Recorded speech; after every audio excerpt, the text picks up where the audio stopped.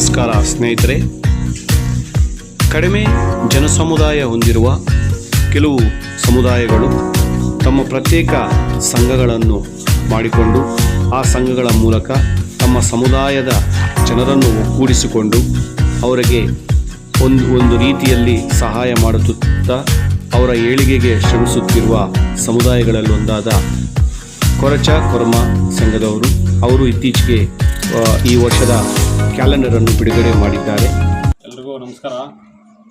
ಈ ದಿನ ನಾವು ಕೋಲಾರ ಜಿಲ್ಲಾ ಕೊರಮ ಮತ್ತು ಕೊರಚ ಸಂಘದಿಂದ ನೂತನ ವರ್ಷದ ಕ್ಯಾಲೆಂಡರ್ಗಳನ್ನು ನಮ್ಮ ಜಿಲ್ಲಾಧ್ಯಕ್ಷ ಸಿ ವಿ ಬಾಲಕೃಷ್ಣನವರ ಅಧ್ಯಕ್ಷತೆಯಲ್ಲಿ ಬಿಡುಗಡೆ ಮಾಡಿದ್ದೀವಿ.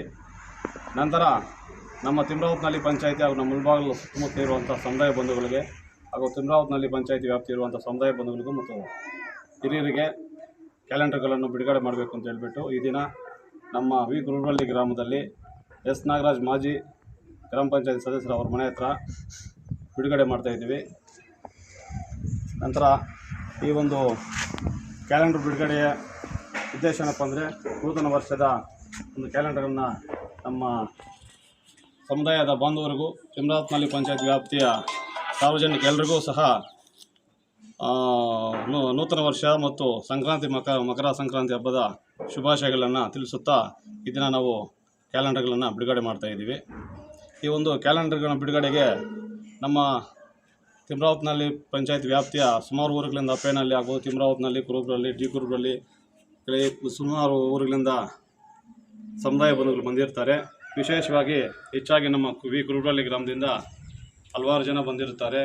ನಮ್ಮ ಸೀನಣ್ಣವರಾಗ್ಬೋದು, ನಾಗರಾಜಣ್ಣವರಾಗ್ಬೋದು, ರೆಡ್ಡಣ್ಣವರು, ಮುರುಗೇಶ್, ಸುಬ್ರಹ್ಮಣ್ಯ, ಹರೀಶ್, ಶಿವ, ರಮೇಶ್ ಅವರು ಇನ್ನು ಹಲವು ಮಹಿಳಾ ಸದಸ್ಯರೆಲ್ಲ ಆಗಮಿಸಿರ್ತಾರೆ. ಅವ್ರಿಗೆಲ್ರಿಗೂ ಸಹ ನಾವು ಈ ದಿನ ಶುಭಾಶಯ ಮತ್ತು ಕೃತಜ್ಞತೆಗಳು, ಧನ್ಯವಾದಗಳನ್ನು ಈ ಸಂದರ್ಭದಲ್ಲಿ ನಾವು ತಿಳಿಸಲಿಕ್ಕೆ ಇಚ್ಛೆ ಪಡ್ತಾ ಇದ್ದೀವಿ. ಅಂತ ಹೇಳಿದ್ರೆ ನಮ್ಮ ವಿ ಗುರುಬಳ್ಳಿ ಗ್ರಾಮದ ಮಾಜಿ ಸದಸ್ಯರಾದಂಥ ಎಸ್ ನಾಗರಾಜರವರು ಹೊಸದಾಗಿ ಮನೆ ನಿರ್ಮಾಣ ಮಾಡ್ತಾ ಇದ್ದಾರೆ. ಆ ಮನೆ ಹತ್ರ ನಮ್ಮ ಕುಲಗುರುಗಳಾದಂಥ ನುಲಿ ಚಂದಯ್ಯನವರ ಒಂದು ಫೋಟೋವನ್ನು ಹಾಕಿರೋದು ಒಂದು ವಿಶೇಷತೆ ಇದೆ. ಆ ಒಂದು ವಿಶೇಷತೆಯಿಂದ ನಾವಿಲ್ಲಿ ಬಿಡುಗಡೆ ಮಾಡ್ತಾ ಇರೋದು. ಇದುವರೆಗೂ ಯಾರು ಸಹ ಆ ಥರ ಒಂದು ನಮ್ಮ ಸಮುದಾಯದ ಕುಲಗುರುಗಳ ಒಂದು ಫೋಟೋವನ್ನು ಯಾರು ಹಾಕಿರಲಿಲ್ಲ. ಅದೊಂದು ವಿಶೇಷವಾಗಿ ಕಾಣಿಸ್ತಾ ಇದೆ ಅಂತ ಹೇಳ್ಬಿಟ್ಟು ಈ ಸಂದರ್ಭದಲ್ಲಿ ನಾವು ಇಲ್ಲಿ ಬಿಡುಗಡೆ ಮಾಡ್ತಾ ಇದ್ದೀವಿ. ಯಾರು ಅನ್ಯತಾ ಬೇರೆ ಏನು ಭಾವಿಸಿದರೆ ಇರಬೇಕು ಅಂತ ಹೇಳ್ತಾ ಮನವಿ ಮಾಡ್ಕೊಳ್ತಾ ಇದ್ದೀವಿ.